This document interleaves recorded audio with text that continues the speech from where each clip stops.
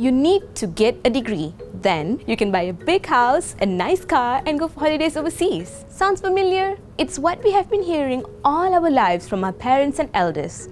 But a recent report showed that 200,000 Malaysian graduates are jobless. So were our parents wrong?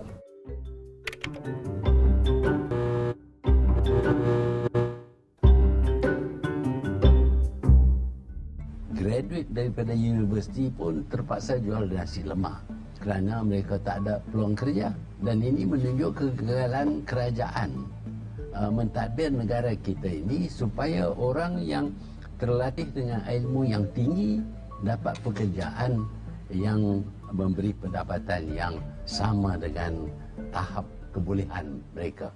Tun Mahathir's statement about how the government failed to provide job opportunities received backlash like this from those who said it was an education problem instead. So, an administrative problem, an institutional flaw, or something else? Let's put the blame game aside and talk numbers. In the 1980s, the government started giving more importance to tertiary education. During the mid-90s, a number of education acts were implemented to facilitate that growth. One of them, known as the Private Higher Educational Institutional Act, encouraged private sectors to increase its involvement in providing tertiary education. When there was more like a liberalization of the education system, where more and more colleges and universities were set up by the private sector, and it means that more graduates are being trained and being taken in. But at the end of the day, still the problem is that whether we create enough employment opportunities for them.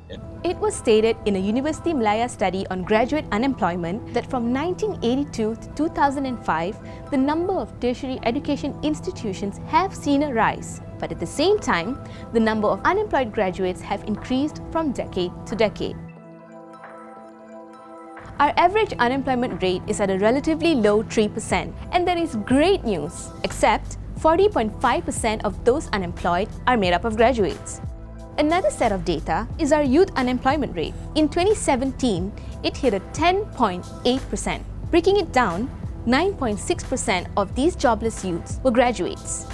When they are not able to be employed gainfully after they completed their program, every quarter actually is losing out the parents, the graduate themselves, and also the society, and perhaps also the government that subsidize a lot for university education. Now that we know where we stand, let's get back to the blame game. Question 1. Are job opportunities insufficient, or are youths just being picky? Actually, both. It was recently reported that Malaysia had recorded an unsatisfactory number of high-skilled job opportunities in the last 4 years.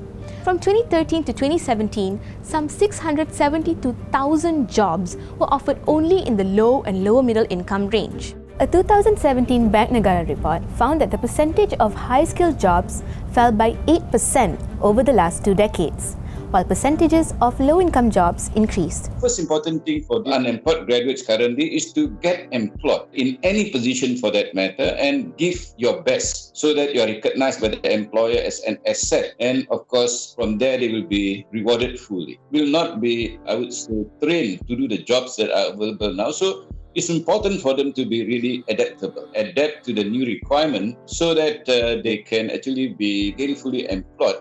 Graduates are expected to accept whatever comes their way, and this is seen as adaptability. However, there are some factors to consider. For one, the Malaysian Education Blueprint reported in 2015 that 45% of recent graduates earn a starting salary of below 1,500 ringgit a month. Since then, the wages haven't gone up much, while Bank Negara reported that an ideal wage which reflects the cost of living for a single adult should be 2,700 ringgit a month. It's these kind of things that keep graduates away from job opportunities. Young people should be ambitious because we are talking about their lives and their future careers. In Malaysia, there are many more jobs open that are low-skilled jobs. Does not mean that young people should not pursue their ambitions and aim at those high-skilled jobs. At the same time, there should be a reality check in terms of young people understanding what careers actually exist out there and how they should better prepare for them. And I think at that level, there's a big work that needs to be done, preparing them, counseling them,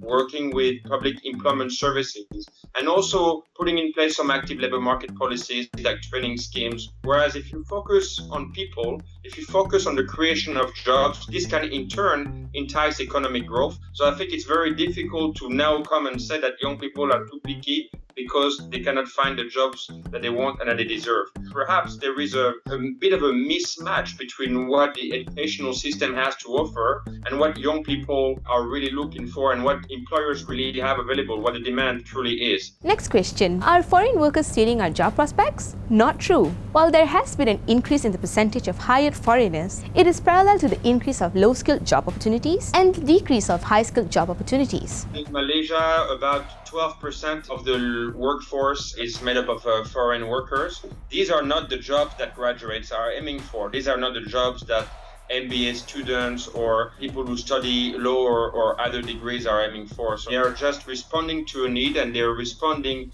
to labor shortages that actually exist in some key industries, particularly in manufacturing and sometimes in agriculture as well. So, question 3. Can we then say that this could all largely be due to a mismatch of skills? Yes, both on the education front and the job market. There is a lack of emphasis on soft skills among graduates. These are things like language and critical thinking that make graduates employable. This research by the British Council found that education in Malaysia has been focused on quantitative rather than qualitative output, which has made us unable to reach the standards of Asian countries that have scored highly in world ranking exercises. And even our graduates agree. This 2013 peer-reviewed study reported that over 80% of unemployed graduates acknowledged that they are in dire need of additional training. As for the job market front, another research by Malaysian Industrial Development Finance Berhad found that low-skilled jobs made up a total of 86.3% of job vacancies in 2017, while high-skilled job vacancies, which are more sought after by fresh graduates, accounted for a meager 4.1% of job openings. But the research also says that Malaysia's youth unemployment rate isn't dangerous despite Asian countries such as South Korea and Japan seeing lower rates. However, even if jobless youths aren't doing massive harm to the economy at present, it could spell long-term side effects for our country's socio-economy if not dealt with properly. Education being the only response is not right. I think that we have to also understand that the employers have a major role to play in terms of providing the right skills to people so that they can land those jobs. And I think also that it's very important for young people to really experience work at an early age whenever they can, through those work exposure measures like internship programs, apprenticeship programs, for example. Graduate unemployment is no fun for anyone involved, even more so for the graduate. For many, this is a time when expectations of working life come to meet reality, and being unemployed only makes it worse. This does not mean that young people should not pursue higher education. To the contrary, they should, but with the understanding that pursuing tertiary education is not done necessarily in view of immediately finding a decent job that will accompany you for the rest of your life, but it will be an investment for your life and for your future, and certainly will help you in your career.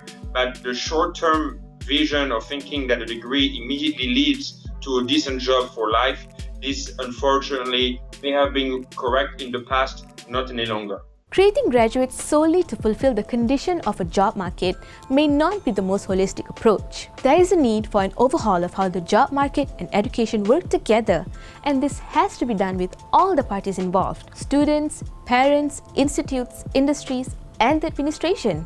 Perhaps we need to think of ways to evolve jobs to give our youths the opportunity to make them into careers.